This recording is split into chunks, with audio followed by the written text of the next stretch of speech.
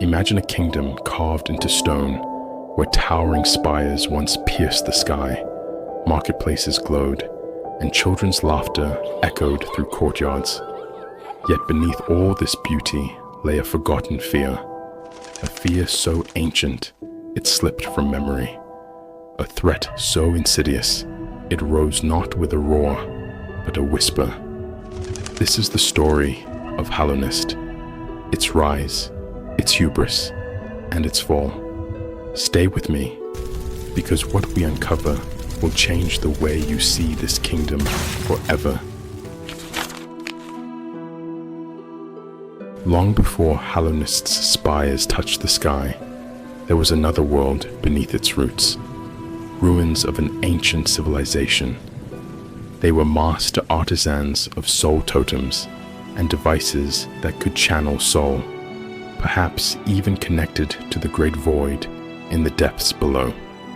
Histories are fragmented, whispered in lore tablets and old logs, but what remains shows a civilization advanced beyond its time, using magic and engineering interwoven. What caused their decline is uncertain, perhaps the very forces they tried to control. From those ruins rose the first bugs, many without individuality, many connected by a shared dream. In time, the Radiance emerged, a being worshipped by the moth tribe, a goddess whose dream realm whispers once shaped reality, though eventually many bugs turned their gaze away from her, embracing the Pale King's light instead. Came the Pale King, born from a worm carcass in the distant reaches of Hallownest's borders. He walked out of shadow with something others lacked: vision. His first act was not conquest, but awakening, granting sentience to bugs trapped in mindless existence, allowing voices where only instinct existed. Under his guidance, Hallownest unified. Greenpath, fungal wastes, Moskin, Mantis Village, all eventually pledged loyalty, all were annexed. Trade routes opened, knowledge spread, culture blossomed. The Pale King's vision included defense from threats ancient and hidden, to guard against the Radiance's influence, creeping through dreams. He created the vessels, void-filled beings from the abyss, meant to contain the Radiance. Dozens were formed, many discarded for possessing will or mind. Only one was deemed pure, the Hollow Knight. Raised within White Palace, trained, protected, a guardian meant to be unchanging. To further secure this seal, 3 dreamers were asked to sleep eternally, to bind the entrance of the Temple of the Black Egg. Hera, the Queen of Deepness, agreed only after bearing the Pale King a child, Hornet. The dreamers fell, and for a time, Hallownest stood peacefully, bathed in golden light and proud of what had been built. But even kingdoms built on hope betray cracks. The Radiance, though sealed, still whispered in dreams. Small insects would wake from nightmares, soundless cries carried in the dark. Locations deep under stone and soil saw signs of illness, creeping infection that twisted minds, corrupted creatures, shadows that did not belong. The Hollow Knight's purity was misjudged. Though born without mind or voice, it bore subtle imperfections. The bond with the Pale King, the indirect influence, or perhaps the faint memory of Radiance. It didn't go unnoticed. Over time, the Radiance began breaking free, its influence leaking through the cracks of the Black Egg's. Then came the difficult decisions. The Pale King watched as cities once proud grew silent and shadows thickened. Dreamers' seals strained. Creatures once trusted fell to madness. Regions like Deepness and the Abyss became less traveled, whispered about by those who dared to live there. Heroes gave way to legends. The Hollow Knight, sealed in the temple of the Black Egg, held the kingdom's fate in its silent grasp. And though the kingdom still held up facades, rain-soaked walls of the City of Tears, bustling libraries, market stalls, beneath everything, the infection's reach grew. Patience thinned, hope waned. The silence of sleepers, the tremors in the void, were the prelude. What follows next is the story of collapse, the betrayals of trust, and the heartbreak of promise broken.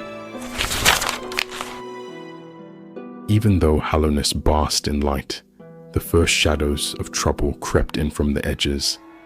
It started in places most citizens seldom visited, the deep caverns, the soggy edges of Deepnest, the silent paths of the fungal wastes. Bugs began waking from dreams soaked in dread, whispers of something wrong, something restless. The Radiance, sealed though she was, sent tendrils through dreams. These malicious threads were invisible by day, but by night they grew sharp. Some bugs lost their voices. Others wandered into darkness, drawn by light that was not of this world. Symptoms that the Pale King tried to ignore. Hallucinatory visions, strange behavior, hollowed husks roaming once safe areas. As these signs multiplied, so did fear. The City of Tears, once echoing with the sound of rainfall and commerce, grew quieter. Markets closed early. Citizens whispered about missing companions. The halls of libraries, once full of scratching quills and candlelight, now felt too still, too heavy. Even the vibrant districts near the crossroad glowed with an uneasy. Desperate measures followed. The Pale King, ruler of such wisdom, found himself facing the impossible. He ordered the construction of stronger seals, magic more potent than ever used. The Black Egg Temple was reinforced. 3 dreamers, Hera, Monomon, Lurien, were asked to sleep forever to guard those seals. Sleep became their sacred burden. But magic can only hold back corruption for so long. Seals cracked, shadowed light leaked. The vessels, created to be empty of mind, showed signs of faltering purpose. The Hollow Knight itself, silent and sealed, carried inside it the potential for failure. Because perfection is a fragile thing when confronted with desire, memory, dream. Entire regions fell out of reach. Deepnest became lair of horrors. The abyss called to those who should never have answered. The fungal wastes overran paths. The green path choked with overgrowth. Even the dream realm stirred with unrest. The dreamers' slumber grew restless, their seals stretched thin by the pressure of Radiance's memory. Then, the kingdom's heart broke. The City of Tears seemed endless, swallowed by rain and sorrow. The halls that once resonated with echoes of song and laughter stood empty. The Pale King's dream, the radiance of souls and knowledge, flickered. Hallownest did not fall with a bang. It simmered with ache, betrayal, and tragedy. And though the light faded, hope was not entirely snuffed. Hornet, the child of Pale King and Hera, wandered the ruins.